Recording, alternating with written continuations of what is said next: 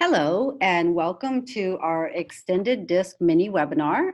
It's a 15-minute webinar, and today we're just going to pick, I think, a really interesting topic. We're talking about disc profiles, and we're focusing on 6 basic profile types. And this webinar will be recorded. However, because of in the interest of time, we won't have time to take your questions, but we want to hear them. So if you have any questions, just put them in the Q&A section and we'll follow up with you after the webinar. My name is Christina Bowser, and joining me is my colleague, Markku Kauppanen. Hi, Christina, and hello, everybody. Hello. So we're going to be talking about these 6 basic profile types. So kind of lead us, Markku. What does it mean by 6 basic profile types? Well, when we do certification or train the trainers on extended disc, this is always the section that I think a lot of people have some of those aha moments in trying to understand what the disc styles are all about. But one important thing I need to say right up front, this is specific to extended disc assessment. So when we talk about these profile types, we came up and innovated this and researched this topic, but it only applies to extended disc. So if you're using some other assessment tool, please note that this will not apply. So when we talk about the disc 6 basic profile types, it really helps us understand how we are different. It's important to remember that we are now taking all of the possible profiles types and we are categorizing in 6 groups. So we will have to generalize some of the information, but often it creates those aha moments, like I mentioned, when people begin to look at how we are really different and how we can use this information to not only identify the styles of other people, but most importantly, modify our behavior. Yeah, I think for a lot of people, especially those familiar with extended disc profiles, we understand like, oh, you're a DI, you're ID, what combination of styles you are. And remember, I think we said it, but we are all styles, Yeah, we all have all 4 disc styles in us, and that's always important to remember because sometimes people are tempted to oversimplify it too much that somebody's a D style. Well, D might be their predominant style, but that does not tell us everything about that person. We need to always look at the combination of all 4 disc styles and what is the relationship among those styles. Yeah, and I always say one of the powers of the extended disc assessment is it helps us understand which styles tend to be more comfortable to us and which styles tend to take more energy.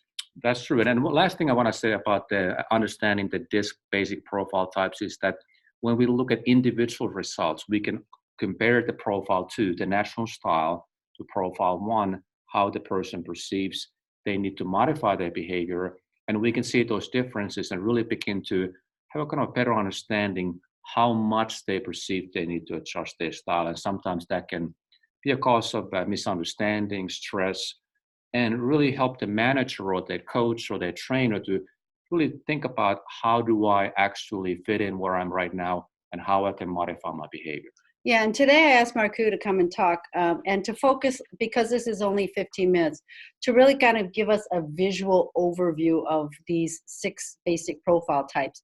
If you want to learn more how it ties exactly, how it shows up on profiles themselves or just more information about it, Markku and I have done webinars in the past, and as with most of our webinars, we record them. So if you go to extendeddisc.org and type in basic profile types, you'll see some of the more lengthier Yeah, webinars. you see the longer 30-minute webinar there. This is 15 minutes, so we're really not going to look at the profiles themselves, but we see where they fall in the extended this time. All right, so let's get started. Let's do it. Let's start with the I cell profile. Well, these are the individuals who fall on the right side of the model. They are a combination of the D and I behavioral styles. They're predominantly there. So they tend to be more active individuals, very kind of quicker pace. They want to make decisions quickly. They often don't really spend a whole lot of focus on analyzing and thinking about things. Sometimes they act first and think later. Yeah, and I always say these styles, they're ones that tend to be very independent. They like clear goals. They like challenging tasks. But they're not necessarily leaders and sales professionals. Yeah, that is very important to think about, is that even that it's called I lead, I sell, it doesn't mean that they are leaders or salespeople. But you can think of, for example, let's say you're having a staff meeting and everybody decides, let's order some lunch in. These are the folks who will be the ones who have the ideas what to order in. They're very quick. Hey, I want some Mexican, I want some Chinese. They are the more active individuals, and that really is the key word. They are the more active individuals when it comes to their behavior. Okay, so let's now talk about the other half of the diamond. When we think about reserve versus active, we have I execute on the reserve side. These are the doers of the world. They are the S and C styles. S could be the predominant, C could be predominant, but they're going to be on the left side of the diamond. And they are the individuals who want to understand the hows and whys.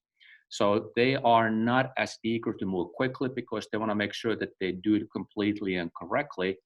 And the reason they call I execute because they often are really the ones that make things happen. These and I styles tend to be often the ones who have a kind of a shorter time horizon in their planning. What can we do today? S and C styles tend to look at things in the long term. What can we do this quarter? What can we do this year? And that's why we often call them I execute profiles. And I also, another thing is not only will they do it, if they're given clear guidelines, instructions, they'll do it correctly.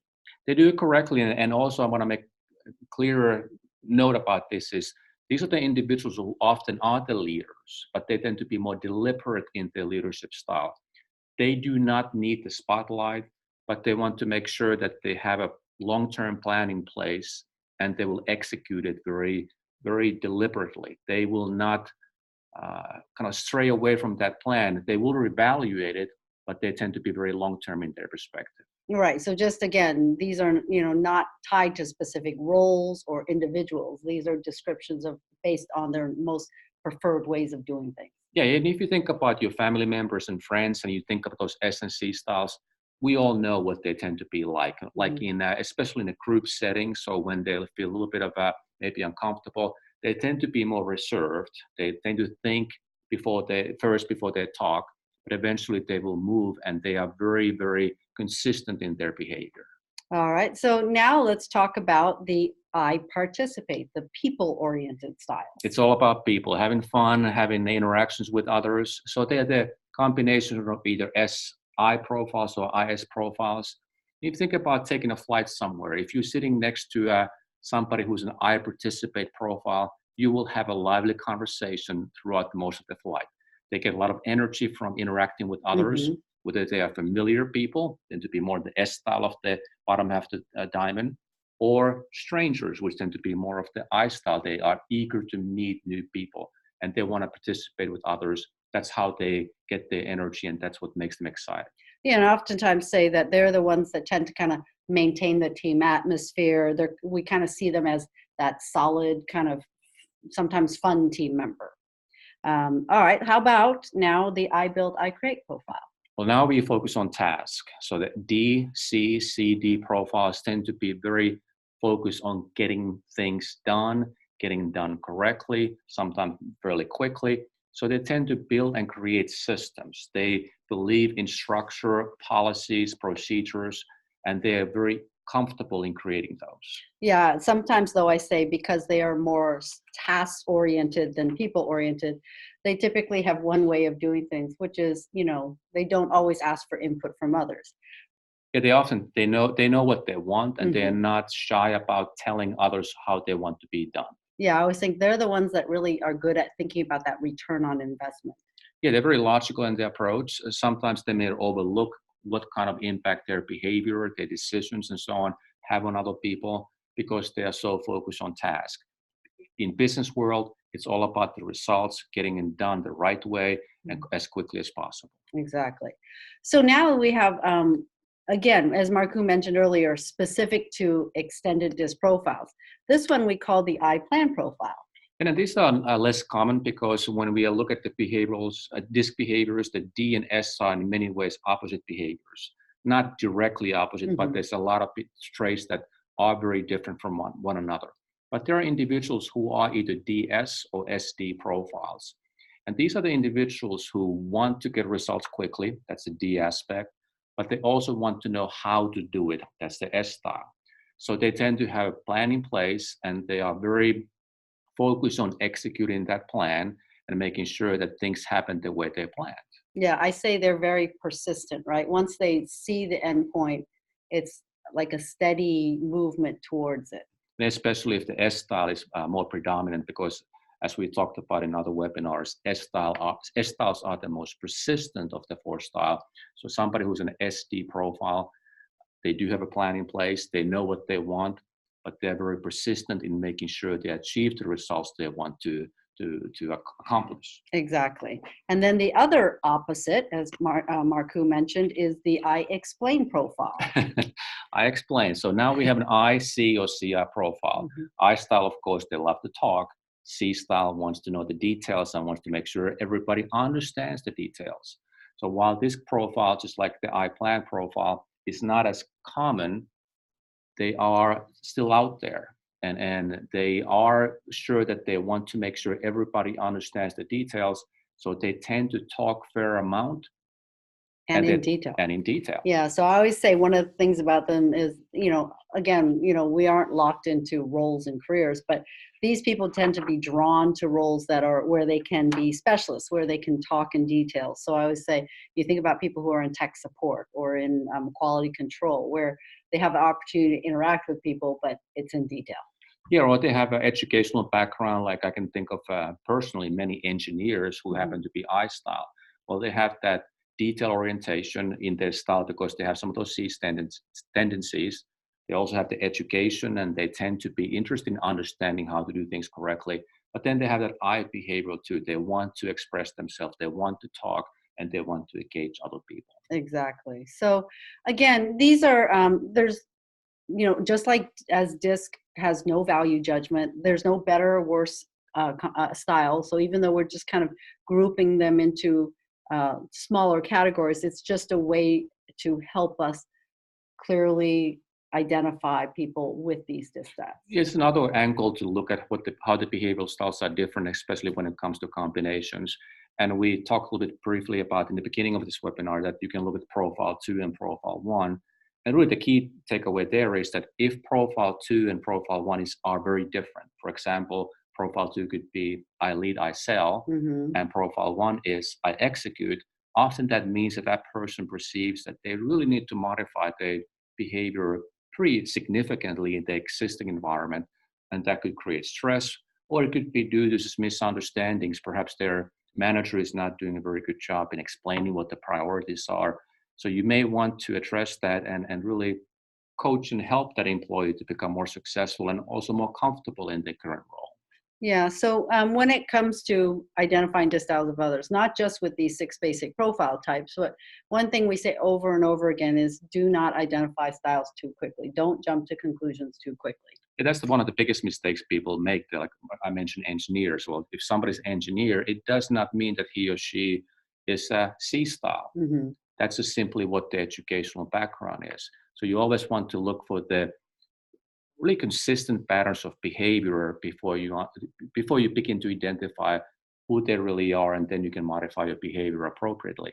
So you need to be careful with that. And also, when you look at these 6 profile types, is that you don't want to jump into conclusions or begin to stereotyping people. Just think of this as one other way to kind of expand your understanding and horizons when it comes to DISC behaviors and what that actually means in practice. But do not begin to, again, stereotyping individuals too quickly. Yeah, I think one of the things we teach people in our DISC workshops is, how do you identify a D, an I, S, and C? And it's very simple. It's very quick. It's something that we continue to practice.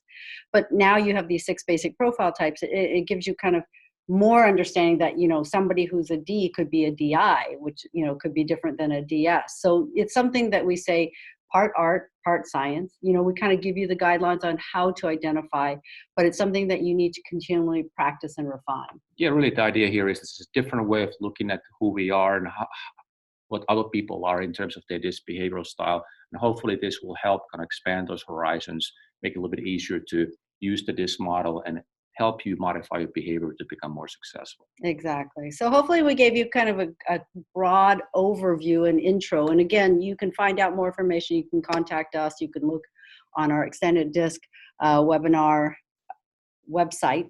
And our next webinar coming up, we're going to be in training next week. So we're going to skip a week. But the next one is, what are the most popular DISC training support materials? And that will be a mini webinar on Wednesday, January 29th at 3 p.m. Central Standard Time.